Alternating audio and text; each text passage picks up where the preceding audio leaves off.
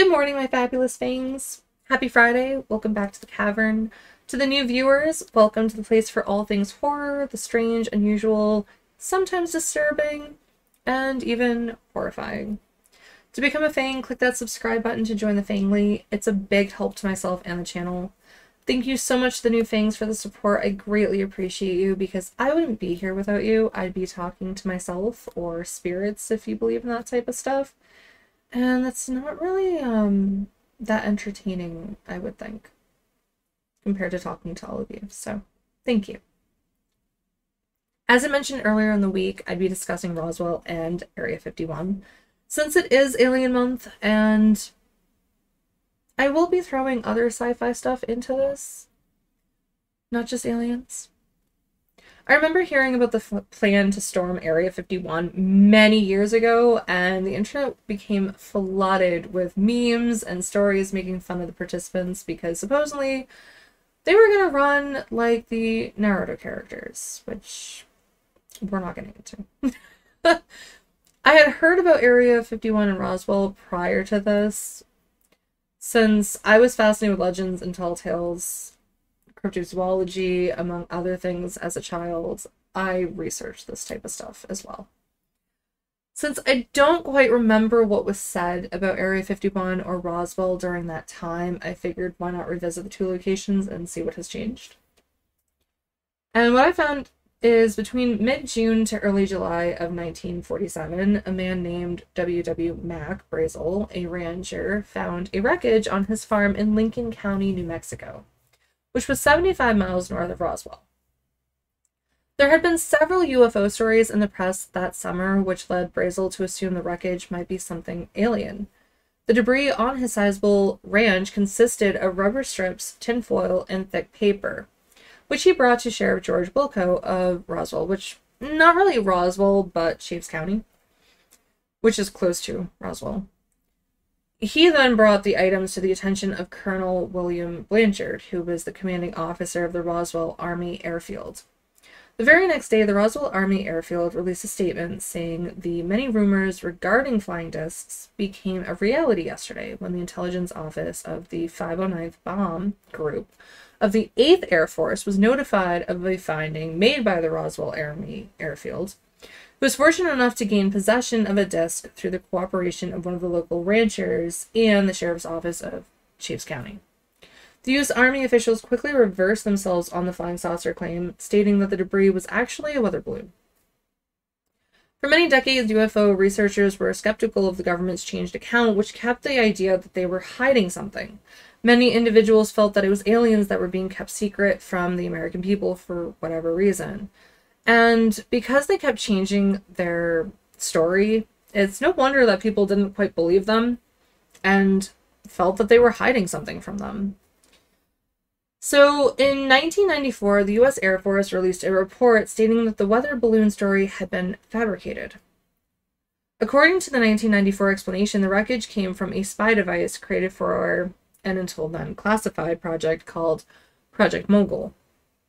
The device was a connected string of high-altitude balloons equipped with microphones, which was designed to float over the USSR, detecting sound waves at a stealth distance. These balloons would monitor the Soviet government's attempts at testing their own atomic bomb. Since the Project Mogul was a covert operation, the new report claimed a false explanation of the crash was necessary to prevent giving away details of their own spy work. However, eyewitness accounts also claimed there were alien bodies being taken from the site, which also had to get explained later on in 1997 as fallen parachute test dummies, which I don't think people believed. I found it interesting that by trying to protect the American people, the government created a mass of conspiracy theories because they kept changing their stories, which just caused people to disbelieve everything that they kept telling them. This also explains Area 51 as well. Although Area 51 was built during the Cold War between the US and the Soviet Union as a testing and development facility for aircraft, including the U-2 and SR-71 Blackbird espionage planes. The facility opened in 1955. However, its existence was only officially acknowledged by the CIA in August 2013. And 4 months after the CIA's disclosure, President Obama became the first president to mention Area 51 publicly, which I thought was interesting. Area 51 has been a staging ground for test flights of experimental aircraft. In the 1950s and 1960s, Area 51 was home to a top-secret Cold War-era program called Oxcart, which aimed at developing a spy plane that would be undetectable in the air that could be used for information-gathering missions behind the Iron Curtain. The Archangel 12 was developed at Area 51. The A-12 could travel at speeds of more than 2,000 miles an hour and take clear images of objects on the ground from an altitude of 90,000 feet. I thought that was fascinating. Another aircraft that was developed at Area 51 was the F-117 Nighthawk stealth fighter. In the late 1960s, at the height of the Vietnam War, personnel began evaluating covertly obtained foreign aircraft at Area 51. Test pilots flew the found aircraft or the reverse-engineered recreations around the airspace of Nevada site. From the ground, these experimental aircraft traveling at Mach 3 speeds probably resembled some people's idea of what alien spacecrafts would look like, which explained why so many people reported UFO sightings in the skies above Nevada over the years. This, along with the secrecy, kept the rumors alive about aliens and spaceships. So what are your thoughts? Do you think the government is hiding alien spacecrafts, or were they really just designing aircraft for covert missions? With what we know about space travel, it would take a long time for even us to reach Pluto. Many, many years.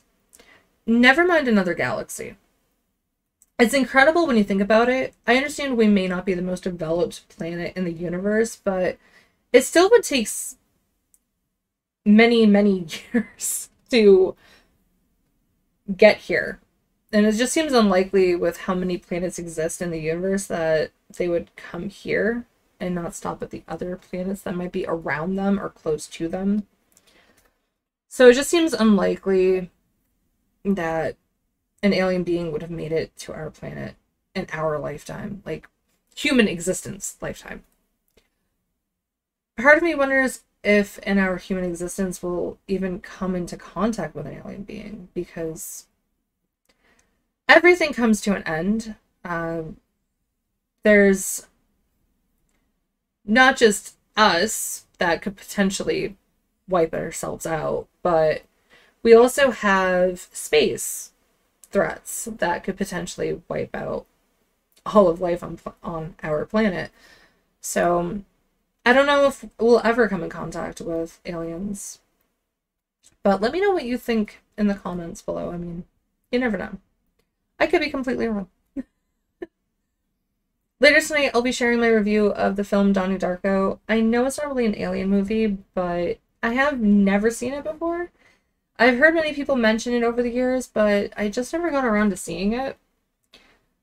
For anyone who was like me that never gave this film a watch, it's available to stream on HBO Max, and there will be spoilers in that, so just fair warning. If you don't want to miss it, click that bell icon to receive notifications on when a new video is up. Next week, I'll be discussing the Thing movies and what strange things have we found within the ice in the Antarctic. If you can't wait and are craving more, check out my other videos on the screen. Thank you so much for watching. Take care, and I hope you all have a magnificent weekend. Bye, everyone.